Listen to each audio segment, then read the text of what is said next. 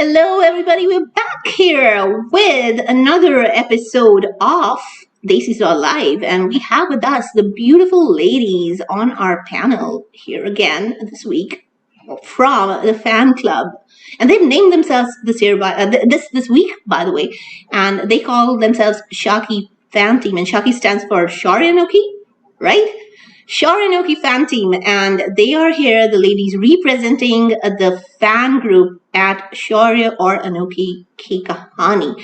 And they are going to be talking about another topic today, and they're going to be talking about parental pressure and parental control on the decisions to get married. Because what happened in Shaurya and Anokhi last week was Shaurya, the protagonist, the male protagonist of the show, got steamrolled into getting engaged to a girl of his aunt's choice without his consent. He got pressured, he got blackmailed into getting engaged by his aunt. So, we're going to talk more about this entire blackmailing that South Asian parents are really good at and South Asian kids try to avoid but cannot avoid, and how and why this happens. So I have with me here on the panel Sumi Rana, I have Supriya, I have Manushi, and I have Shreya. But before we start the discussion, I wanted to take some time and get Shreya give us a lowdown on what exactly happened this week on the show. No, so this week, Hunter Valley Anokhi, Sorry for putting that forward, Sumi. That's very well kind of summarized, especially the character journey. Now, an important part of this is of course the fact that there is of course the character journey of Shaurya, the Yeah. character. So this issue does exist, and it did happen with my dad also. But my father was very stubborn, or he was very insistent that this is my life and I make my decision. So he chose to marry my mother, who was older to him. Though my grandmother was not happy about it. She was not happy till the end of her this thing. Um, as far as I go, my parents, because they chose themselves, they gave me a upper hand, because my father believed that by just giving birth to you, you don't owe us anything, because it was our selfishness that we gave birth to you. So you don't owe us anything. So it's your life. You need to go and make your decision, and you need to choose what you want to do. But my mother and my father both supported me in that. But to your first question, yes, this this happens a lot, and I've seen that in my family too, with my cousins and others, where there's a lot of pressure for them to marry the choice that they bring in. Not just there, even with me, it happened. Like my parents were getting pressured, saying that this guy is nice. Why don't you just go and acquiesce and just say yes? My mom was like, unless you tell us if this guy is nice, and unless these two like each other, I'm not going to go further. So my parents pushed back, saying it's my daughter's choice and it's my daughter's life. So we are not going to interfere much.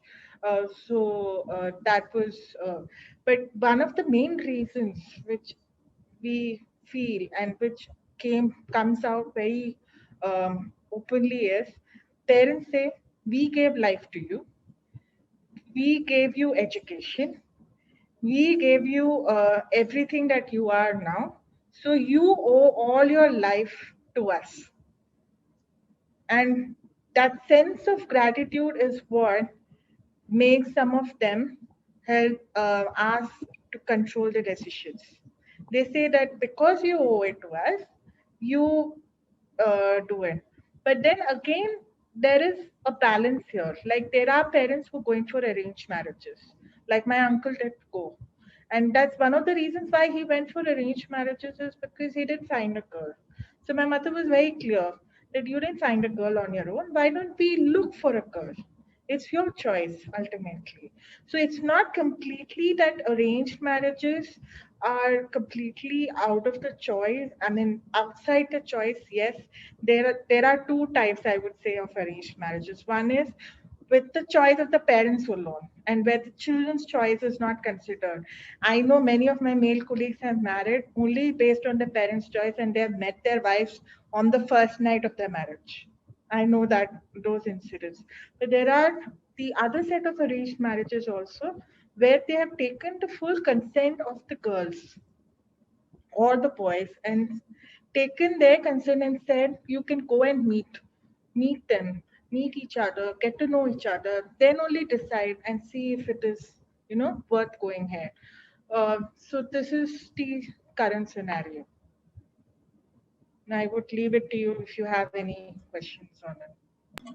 No, I think you've given us a mixed bag of everything that you experienced yourself.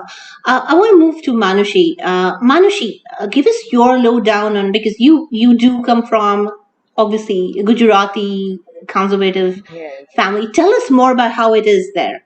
Yeah. So, Mirai, basically, I hail from a typical Gujarati family, but like you, even I have been blessed to take my own decisions. Like my parents have been my backbone throughout all the time. I have made decisions. They have allowed me to be a failure. That's the best thing I owe to them because I have failed. And I really don't have any qualms in admitting that I have failed because from my failures, I have learned. And my parents have always backed me up. They've told me that if you, it's your right to fail and then get up and fight. Because, that's the most important thing, to rise, to fall and to rise again. That's the most important thing they've taught me. And the other thing is that about the conservative part, yes, we do have, like, in my family, my mama's side, like my mom's brother and everyone, so they were looking for a groom for my cousin sister. So they had criteria set that, this is the kind of guy we're looking for my sister. And we want this kind of guy. So there was a category set that, we want a Jain guy. We want a guy who should be well stable enough and, all other criteria.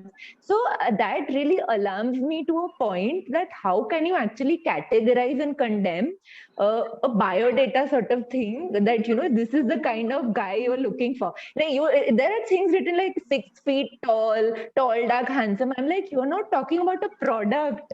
I really raised this, and I was like, everyone in the room was shocked that what are you saying? I'm like, you guys are really talking as if you're describing some mobile phone, that you want this screen length, you want this, you want that. So I was appalled at the level of backwardness people have in my own family. So then I said that why don't you look for inner features like goodness, the inner goodness, loyalty of a person, or let's say understanding, or compatibility and other various things. Why do you look for the superficialness of everything? So that's where everything rounds out to. And then it's like, and parents become emotional blackmail machines. They're like, my sister is like, no, I don't want to get married to such a guy who has such characteristics. I want a guy, I want 1 whole year to know him at least. And my parents and everyone was like, no, 1 year, oh my god, you can't take an year, it's an arranged marriage, for heaven's sake. And I was like, what's the problem? I mean, you should know a person before you get married, and it should be from your consent. Absolutely. I mean, without marrying without consent is like no. And children need to realize that parents are not gods. No parent on this earth is god. No parent, believe me. And parents are wrong, and this is a very, very, very straightforward fact. We will come to that. That is another round of questions that we will come to Manushi. But thank you so much for We putting need that. to Move to Shreya on this note. Shreya, tell us, because your experience. So what I have to make 3 points if you just allow me. So one was that what Manushi is about what Manushi is saying. Can you hear me? Yeah, Am I audible? you're audible. Yes. Yeah. Yeah. So what? Yeah, yeah. So the thing is one is motivation. So there are two motivations for a parent to intervene according to their logic.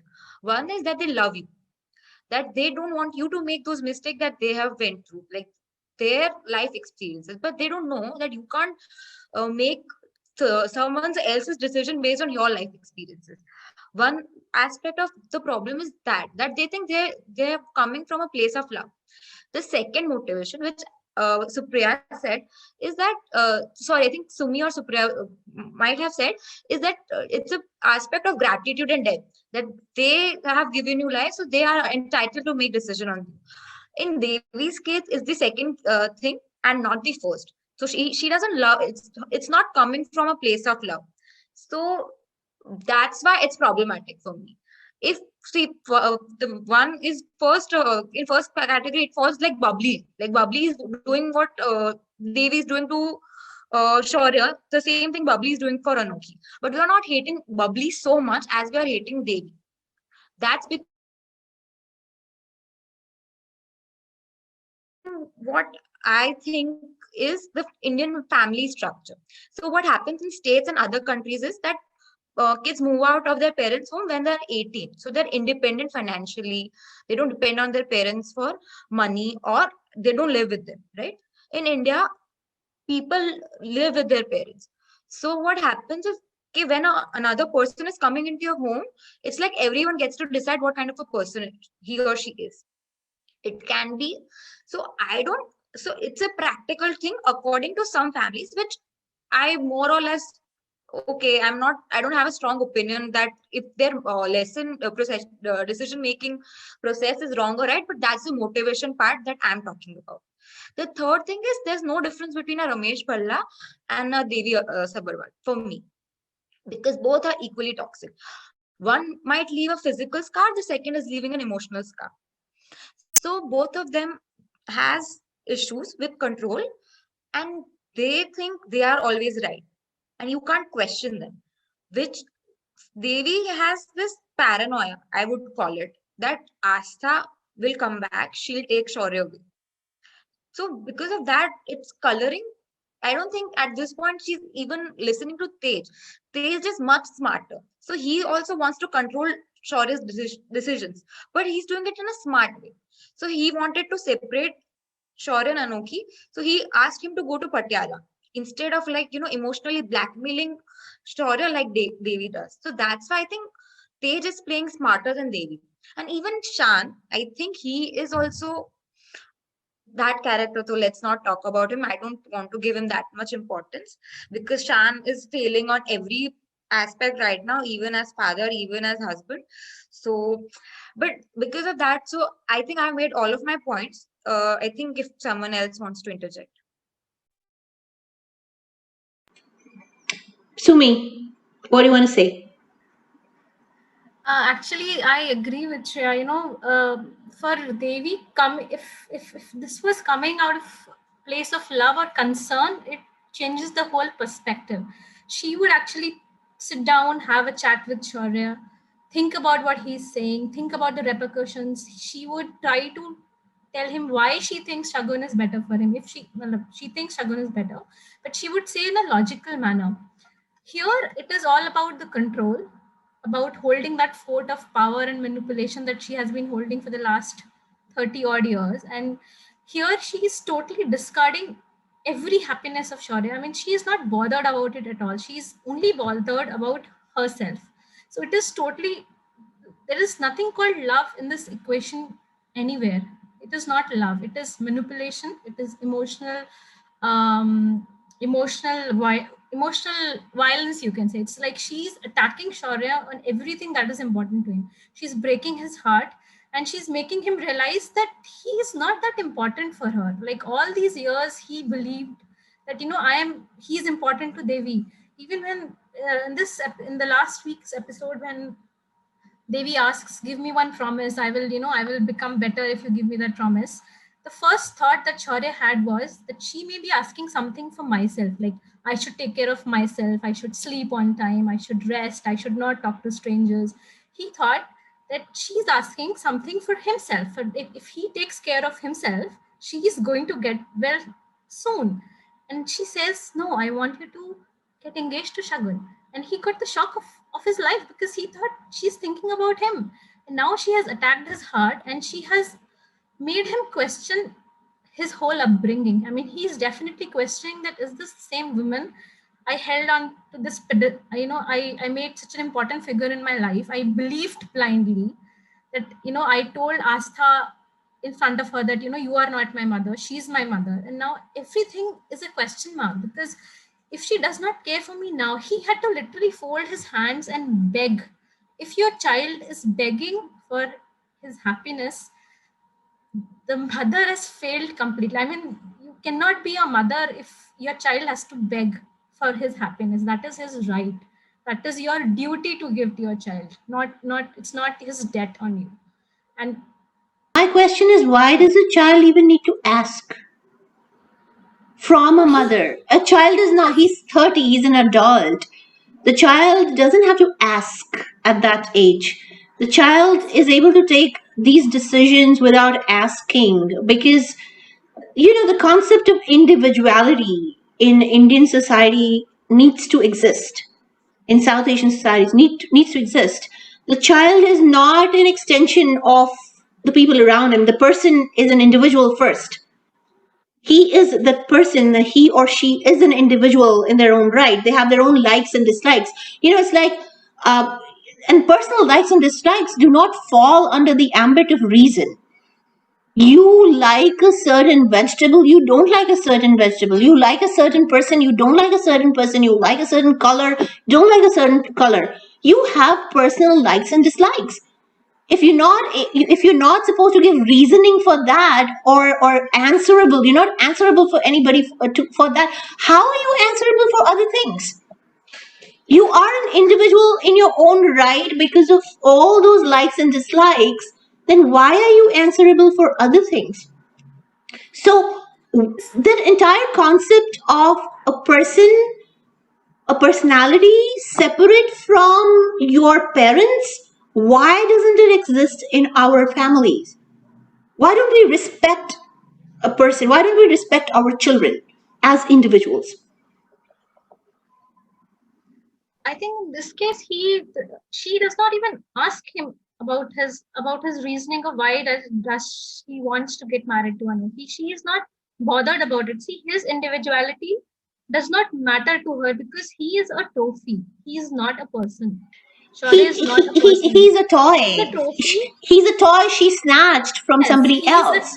he's She a has trophy. no emotional attachment to that toy except it's a snatched toy from somebody else. She has no this shows you that the emotional cord does not exist. It's just a show. He's a trophy that she has kept on her fort of control, like I like to call it.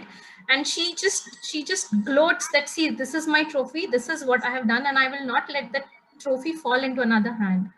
But the thing is, because of this behavior of hers in the last week, she has made herself clearly visible to Shaurya. She opened his eyes. Actually, she wanted to control him and get him away from Anokhi, and by doing so, she actually pushed him towards Anokhi. She pushed him towards his happiness because she really wanted to kill his happiness.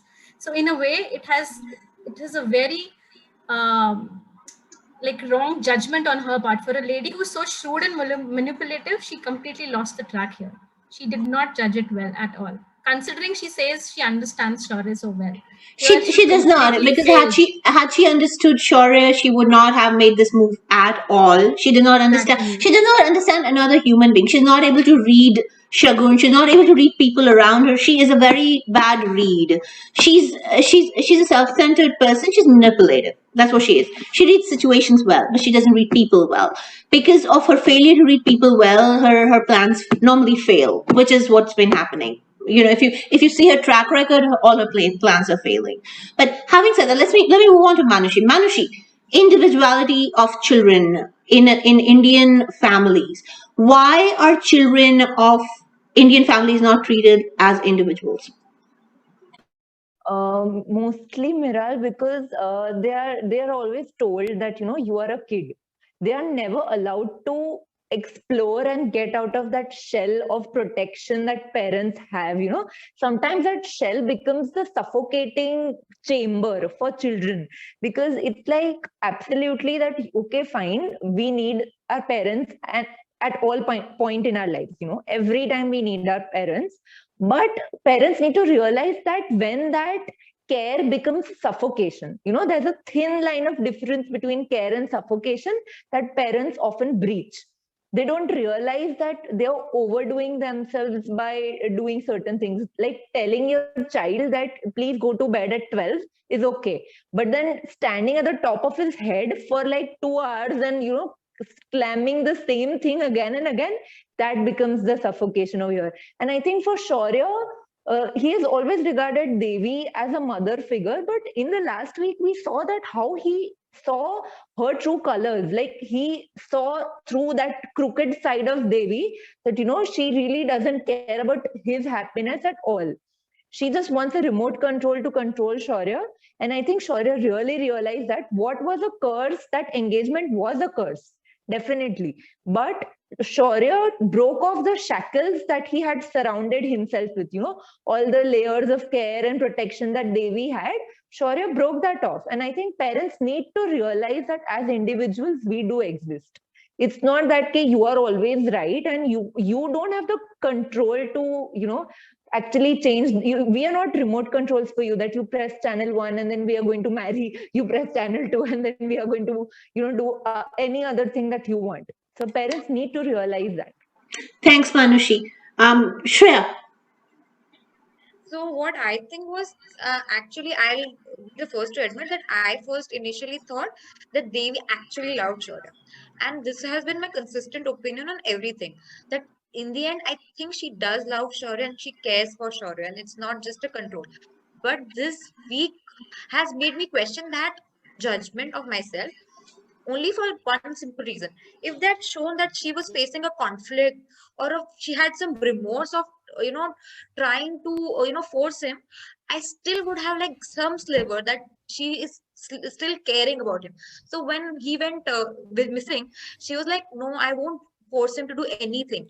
He can do whatever he wants to do. And at that point I was like, yeah, that is how a normal person would care for somebody would react, that they would realize their mistake and would want just that person to be safe. So I really thought it, she at the end she's still caring about him. But when she did this drama and when he was literally begging her to stop, I couldn't see a remorse or just a conflict on her face. And Alka ji is a really good actor, so it's not that she doesn't have the range to pull it off. If the writer had written in it, she would have performed it well. So I think the writers decided that she doesn't love him.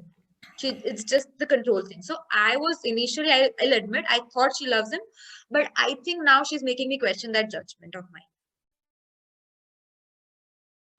I think it was very clear she didn't love him when there was this very specific scene when he was missing, when he was kidnapped, and Asta was standing next to the statue, and she had Alka, Devi's character, did not have any expression on her face, but when she looked at Asta's face, she made that expression. She started crying. So it was that change of that expression that told you that she did not feel it, but she was acting for Asta because she realized that Shaurya had turned on her, and she needed Asta to get Shaurya back. And I think Tej is been the one who's prodding Devi to act as Shaurya's mother. So if you notice throughout the series, Tej will be like, "कैसी माँ है तू देवी? तेरा बेटा ये कर रहा है." Look, there's this dialogue at back of Devi's head that she has to act as his mother. I don't think she's not mother material. She's too self-centered to be mother material. I think you were right in the assessment. I think it was Supriya who gave the assessment that Devi herself is abused. She herself has issues because of her childlessness. She has insecurities, and she herself is abused, because emotionally abused because of her childlessness, and that's seeping into her character somewhere, and that's leading her to be so clutchy and so evil around these issues. However, she's never grown any motherly, because if she were motherly, you don't have to be a mother, you don't have to have a child to have motherly instincts. You can have motherly instincts. You can be a mother without having a child. You don't have to be a mother. But she doesn't have any of that, because if she even had 1%, an iota of that motherly instinct, she wouldn't be leading Shaurya through this sham. You wouldn't do that to another human being, lest somebody you call yourself your son. So she's emotionally bereft completely. She has zero emotion love for Shaurya. To take him through this pain, she's she has zero emotion for Shaurya. This proves. And I think Shaurya sees that now. So Priya, what do you say? Absolutely. I think Devi never gave. She said one dialogue to Shagun. जब ये बच्चा रो रहा था, 4 साल का बच्चा, जब उसकी माँ छोड़ के चली गई थी, मुझे नहीं पता चल रहा था कि मैं क्या करूं इसके साथ. तो तेज ने बोला कि तुम उसको माँ का प्यार दे दो, वो तुम्हारा हो जाएगा. So it was very clear that Tej instigated her to become a mother for Shaurya. Against her choice. So here again, if I talk about choice, Devi did not get a choice of not being a mother to Shaurya. Tej wanted Shaurya because he was heir apparent for the entire empire. So he didn't want to let go of him. So I'm sure he must have made a deal with Asta. But then Devi was brought into the mix to keep a control of Shaurya because he was a heir apparent. So from the beginning, what I really felt was that it was more of power dynamics which was making Devi close to Shaurya. And Devi has been playing that gratitude card from the childhood. She has been playing that. If Shaurya went and asked for his mother that you sign off your rights, it's because Devi has been playing that. She has been poisoning his mind behind. But that time, Shaurya was getting into the flow because he hated his mother, or he felt that his mother hated him, so he left her. She left him. But now, when it is coming to his life and love life, he's realizing that she's using the same tactics.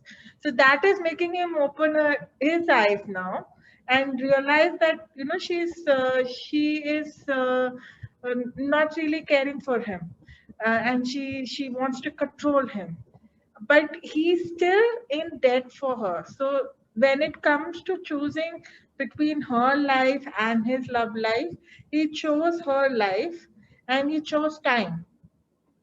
So that's the reason why he gave in to her, saying that okay, fine. But then once she's all right, then I'm sure he will definitely rebel. So I think he's at a stage now where, when I saw the pre-cap, I just watched the thing in the morning. So I saw a pre-cap, and I think it's not, Asta doesn't know about the thing. She knows about the engagement, so she's angry with him for breaking his promise, his love to Anokhi. She doesn't know that he's gone and married her already. So I think she will realize on seeing his hand, but she won't say anything. But she'll go meet Anokhi. She will know about their wedding, and she won't tell anybody. She'll probably tell Sean, so they will know. And obviously, she'll bless him, and he will then he'll obviously, he'll know that his parents know. That's how Astan. I think that's what's going to happen. That's my theory. You're on mute, Supriya. You're on mute. It reminds me of that story of King Solomon and two mothers. They were fighting for the baby and said that this baby is my mother. And then King Solomon said, okay, one of you hold the head and one of you hold the leg. Whichever side the baby comes to will be the mother. The true mother left the baby because she couldn't see She the didn't baby. want to hurt. And It's Asta. She doesn't want to hurt the baby. That's what she's always done. She doesn't want to hurt Shaurya. Remember when Shaurya came home and he's from the kidnapping and he's sleeping on the bed and Asta's sitting there. Devi comes in and pushes Asta out of the way. That scene was terrible. She comes in running after convincing, having a chat with Shagun, conspiring with Shagun about how to get Anokhi out of the way. and she comes in and she pushes Asta off the bed. Asta sitting next to her son, she pushes Asta. I mean, that scene is hard, and Asta is rattled. What the hell happened? She pushes Asta out of the way and sits next to Shaurya. It's crazy what she does to Asta.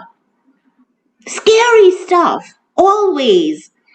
But having said that, so this was the other aspect in their relationship, the abuse in the relationship, and individuality, which we've spoken about.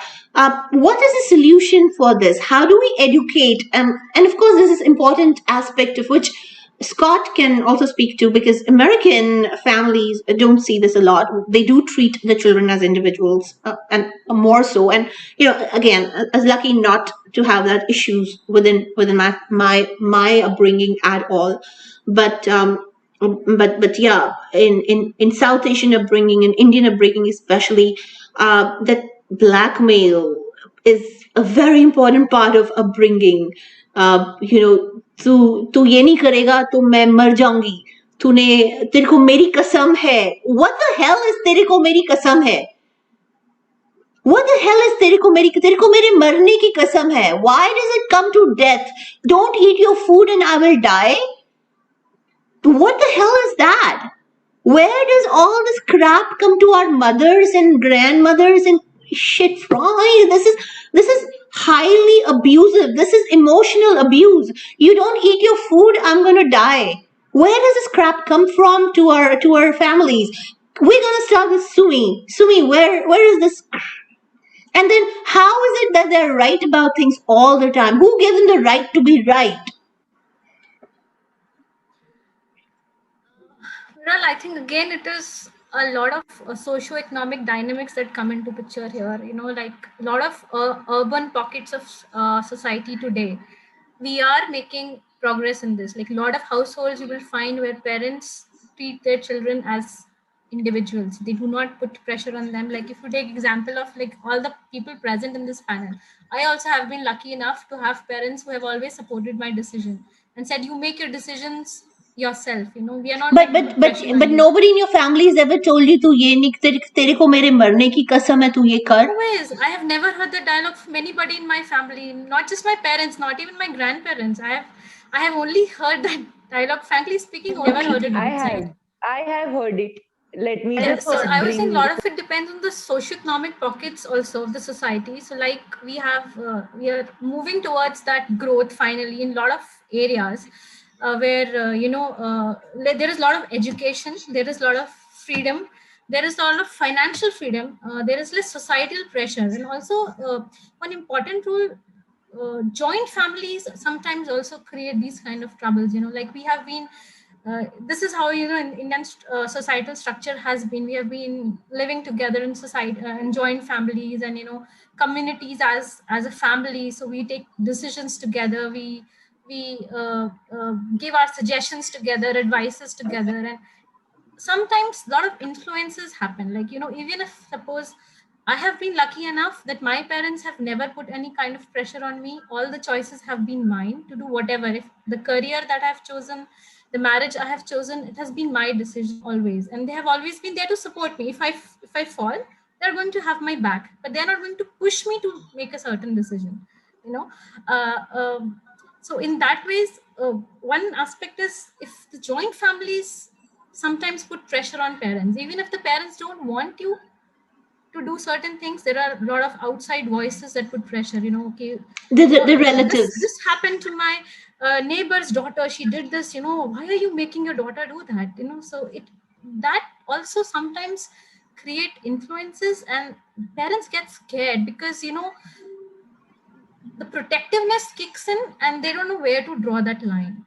Sometimes they are not wrong to make you like talk about your choices. Like I think it's okay for children to have a talk about their decisions with parents. Like I don't want to do this, but parents then have to agree that okay, this is my perspective. I don't think you should do, but if you're doing it, I'm okay.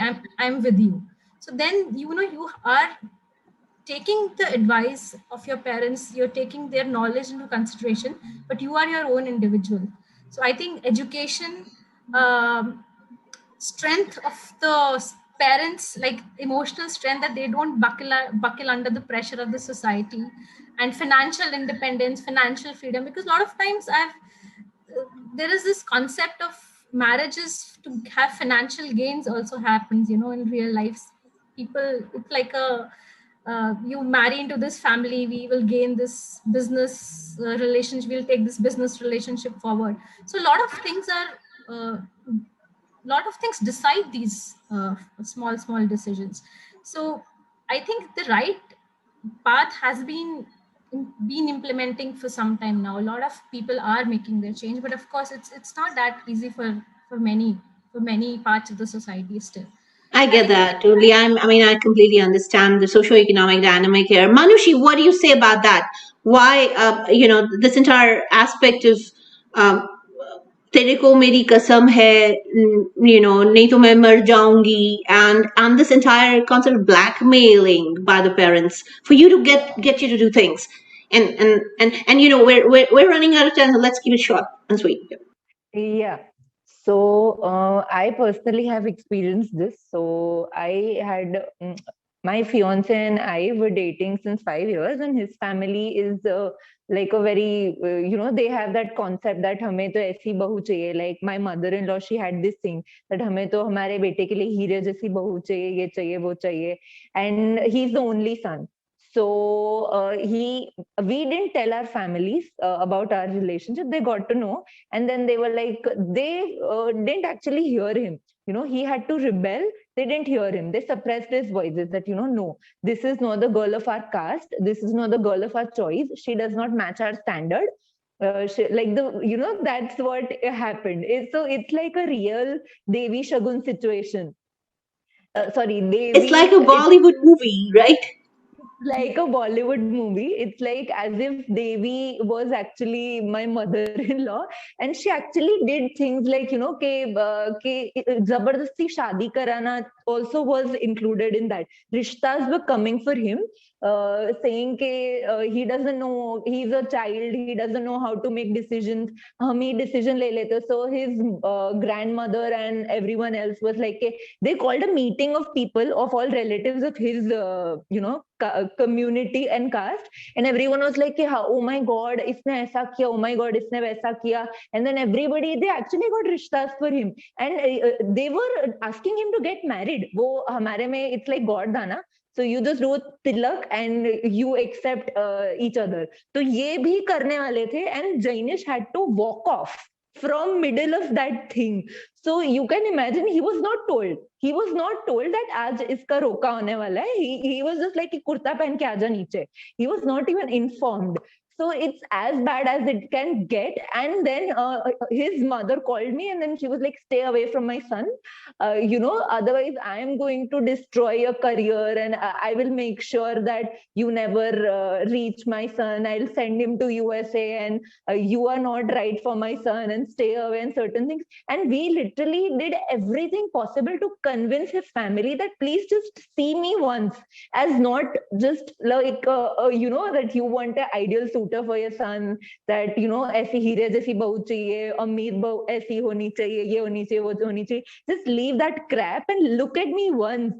And then she was like, hey, I don't even want to see you. You are not even suitable to stand next to my son. This is the level of trash I was given. And I was like, listen, your family is going too out of the way. And then my parents were insulted for this. So, this whole thing went on, and his mother actually blackmailed कि मुझे तो heart attack हो जाएगा if you will get married of मेरा तो एक ही बेटा है, मैंने तो क्या गुनाह कर दिया, and all such things came into the picture, and it was a mess. And he was threatened that you have to get married from my choice. I am your mother. I have kept you in my stomach for 9 months, so it's my decision. I will decide the girl you marry. And it was that crazy. So it was like a movie, not a movie, but a whole Shaurya Anokhi happened in my life. So I have gone through practically the whole phase of this. So I think this blackmailing sucks, and Jainish had to be Shaurya. So he had to rebel and rebel and rebel. Like he had to rebel for almost a very long time to finally make his parents accept me, till an extent that today they consider me their daughter. Like that's how it's been like. What do you say about that, Scott? Shocking?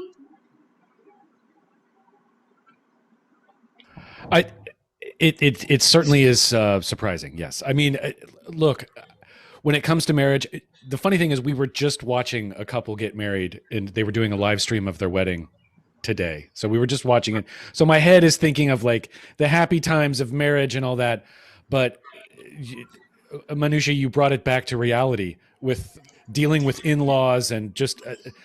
That's extremely intense. I mean, I'm sitting here doing little errands, and all of us, your story just caught my attention, and that's I don't even really know what to say to that. I mean, I'm sorry you went through that. That's about the best I can say. That sounds awful. Is that common? I mean, are these sorts of experiences commonplace?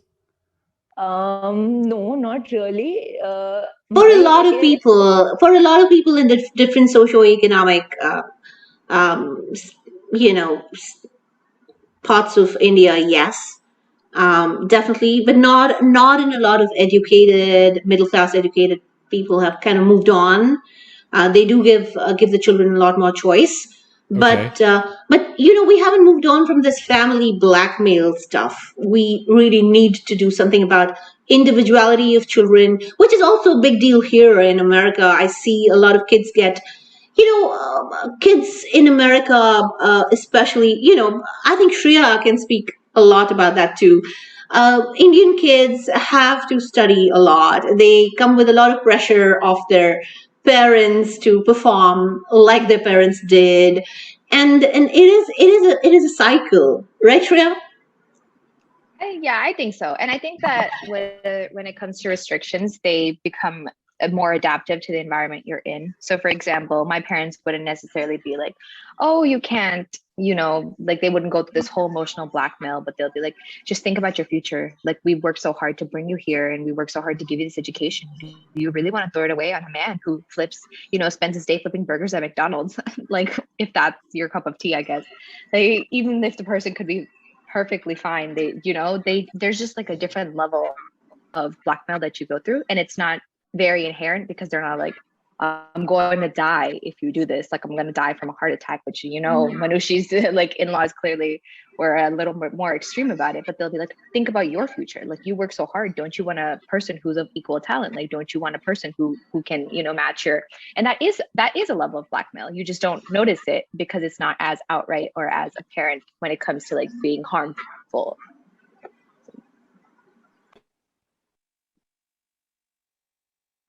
It's here. It's big. It's here, and I see a lot of my family go through it. A lot of kids living with expectations that the parents have on performing in a certain way, and keeping the expectations of the family going on, and getting blackmailed into careers that they didn't want in the first place, but because the parents expect them to be engineers and doctors, they still continue being engineers and doctors and don't become rap artists, for example. So they become doctors and then decide, oh, now I'm a doctor, I got scholarship, I'm going to go do music. And there's so many of us that do that just because, there is this familial blackmail pressure. Yeah, so yeah, it continues. It hasn't died at all. I think Supriya wanted to say something, right, Supriya? Yeah, so not just blackmail, I think as Sumit pointed out, it depends on the socioeconomic and the caste system, how strong it is, because you do have honor killings as well in the northern sections. And I know some of my friends who were scared to marry on their own because for the simple reason that, they will be killed. So you do have that. In the southern side, it's more like I will not see your face till I die, or something like that. But even now, honor killing is coming up there also. So it is quite a big blackmail, as you rightly pointed out, is there with respect to your career, your choice of career, your choice of partner, or your choice primarily to remain single. And even after marriage, there is blackmail. If supposing you don't want a child for like let's say some years, then both the parents and the in-laws will be blackmailing you that why are you not going in for a child. So there is a blackmail throughout. But then there are certain sections of families who realize that we cannot be conditioned by society's blackmail. So they are now pushing back and rebelling and saying we will not give in to you or give in to our society's blackmail. We want to give in to our kids and we want to stand with them. So we don't care what the society says. Because most of these blackmails, I know many of my friends have said that their parents blackmail because they are getting blackmailed by the society. So it's not like parents are blackmailing the kids just out of love, but they are also getting blackmailed. Because if supposing a daughter is not married beyond 35, the parents are asked, oh, तुम्हारी बेटी घर पे बैठी रहेगी क्या? तुम क्या कर रहे हो? कैसे माँ बाप हो? These are the questions being asked. But so the solution, you had asked for a solution. There are two solutions. One is like, uh, to look for people who understand you in the family, bring them around you and try to convince the other family members and say, hey, this is my choice. It's not wrong. And try to do that. That is one. The second one is we cannot give in to society's blackmail. So my mother taught me one thing. Whatever you do, whatever you decide, don't think about society. Think whether it satisfies you or not as a person and as an individual. That's the only solution I will give you. So these are the two solutions I would suggest. I think that was amazingly well summarized, Jolie. You have something to say, Shreya? I would just like to add, like, what happens with me is, I'm very shy of voicing my opinions. So what happens is in my family, my dad, like, I can call out my dad. If he's wrong, I will tell him to his face. And that's because as a family, we have decided that whenever someone is wrong, you have the freedom to call them out. So even if a child calls out their parents, it's not a big deal in my family at least. And that's how you start. That's the start. That's not the solution, but that's start of a solution. So give your child the freedom to express their opinions, even whether it's right or wrong. Just give them that autonomy to express their opinions, even when you're wrong. Second is, like, I know from my experience, mine was reverse. I wanted to pursue biology after, like, we have to select in our streams, we have to select our subjects. So I wanted to pursue biology, and my mom was like, it's too hard of a subject. You pick something which is easy, which is commerce. You'll sail through, because getting good grades is important for Indian parents. And they would fear that I am a happy-go-lucky child, I might not do well in biology. So my mom was like, no, take commerce. And the only person who stood by me and my decision was my father. He's like, let her select whatever she wants to. So that's how you start. Give them the freedom to make their own choices. Give them the freedom to express their own choices. And like in my family, if I'm making any choice, I have to debate it with my parents. That I have to debate. Okay, why do you think? Like I have to convince, not convinced by emotional blackmail or something. If they think I'm making something a wrong decision, they have to give me 10 logical reasons why do they think that I'm making the wrong decision. So that's how you counter by logic. You give your parents logic that I'm making this decision because I think like this. So when logic is countered, emotion would get into sideline. So give your parents logic and expect logic from them also. Don't take emotions from them. Expect logic also. So it's Absolutely right. So this is where I would want to end this discussion. I think this is where we would want to tell our elders, our parents, that anybody can be wrong. Age has got nothing to do with being right or wrong. Anybody at any age can be wrong. We respect everybody's experience, but experience does not counter logic. It does not counter the fact that the world changes, that facts change, that facts matter, and nothing can replace the freedom to make choice. It's not about the choice. It is about everybody's individual right to make the choice and have a choice. And by individual, everybody is an individual. Your children, your family members are not an extension of yourself. They are individuals in their own right, and they reserve the right to be respected as individuals. And the only way that you can respect another person is to make sure that they have the right to make individual choices, and those choices are not your choices. You will not. You have lived your lives. You cannot live your life vicariously through other people. Stop, please. And do not make others' lives toxic by imposing your choices on other people. So this is where I love to end this discussion for this week, guys. We'd love to have you next week. Let's see what happens with Shaurya and Anokhi this week. We're expecting you have the spoilers. We think we got quite a few. This is going to be an interesting week, and we know we'll be talking often, otherwise offline. But we look forward to having an exciting week with whatever else is happening in the fan team, and wish you all the luck and catch you offline. And look forward to seeing you again next week at the panel. Take care. Bye.